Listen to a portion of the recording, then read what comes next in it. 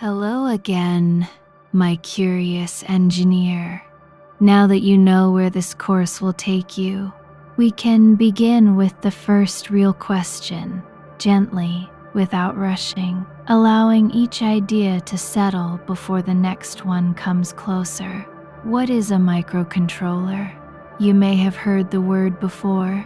Perhaps it sounded technical, distant, almost sealed behind a thin layer of complexity.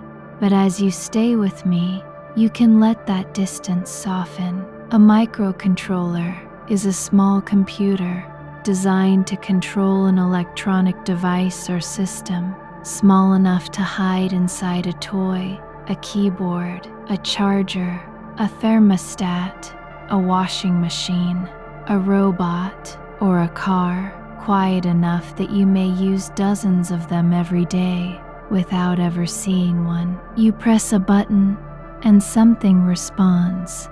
A light changes, a motor begins to move, a sound appears, a temperature is measured. Behind that response, a microcontroller may be sensing an electrical signal, checking its program, making a decision, and controlling an output. It stays hidden inside the device, attentive, repeating its work again and again, often for years. It does not need applause. It only needs power, instructions, and something real to control. And perhaps you can already feel how the mystery begins to open, not all at once, but just enough to invite you a little closer.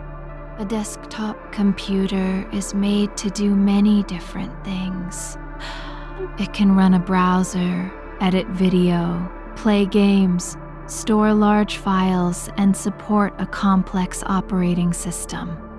A microcontroller is different. It is usually placed inside one particular device and given a focused set of responsibilities.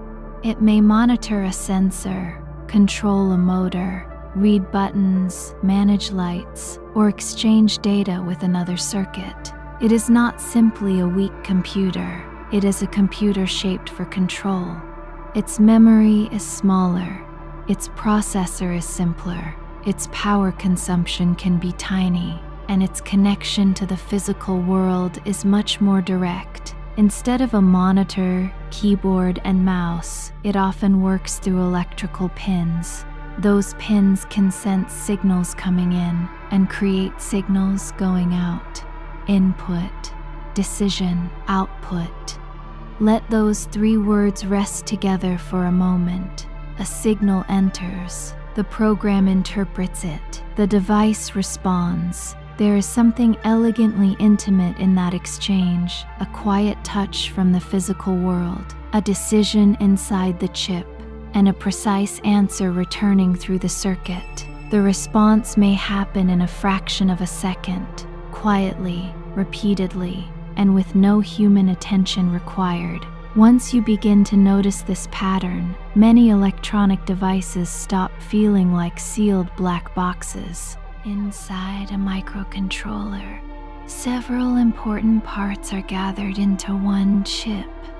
There is a processor core, the part that executes instructions. There is flash memory, where the firmware is stored, even when power is removed.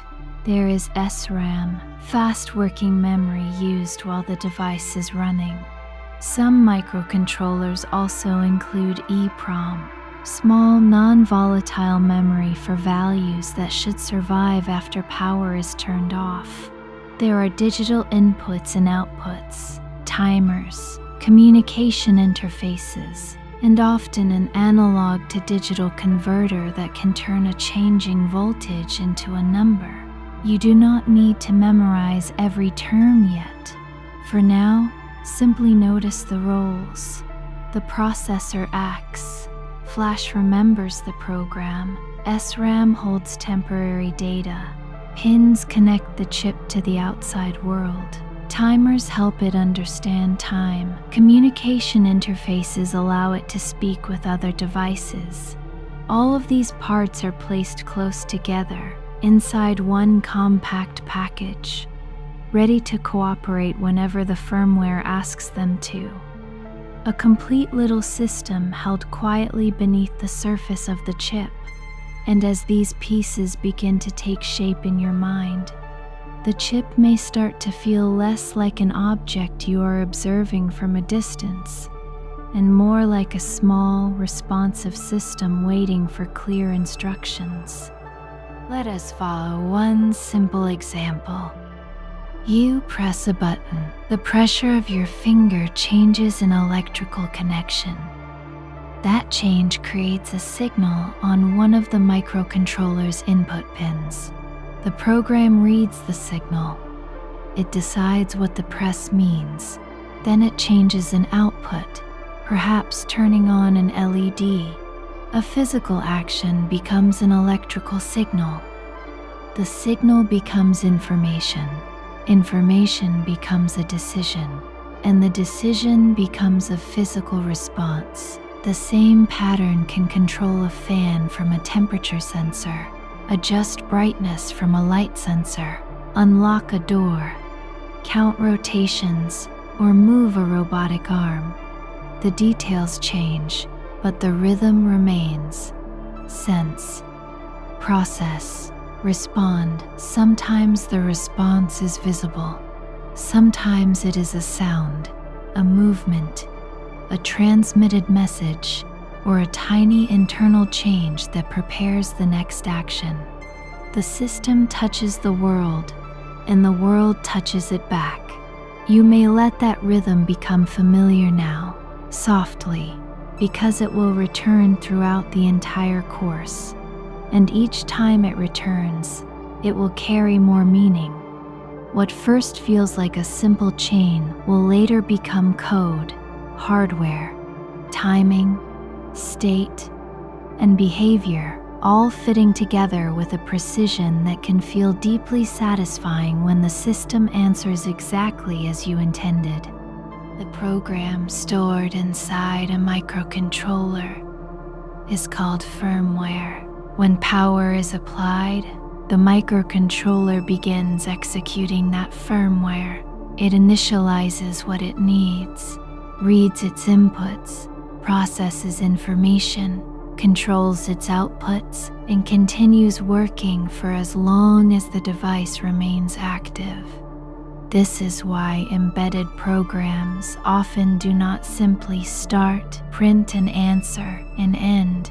They watch, they wait, they react, they remember, then they return to watching again. A microcontroller can do many useful things, but its resources are limited. It has finite memory, limited processing speed, a fixed number of pins, and strict electrical limits.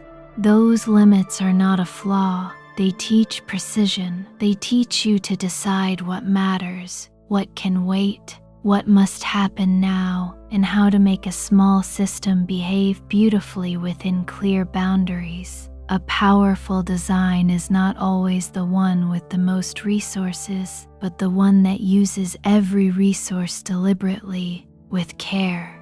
And now, perhaps the word microcontroller no longer feels so distant. A small computer, a complete control system inside one chip, a bridge between code and the physical world. In the next lesson, we will move one step closer and ask, what is Arduino, and why is Arduino much more than a single board?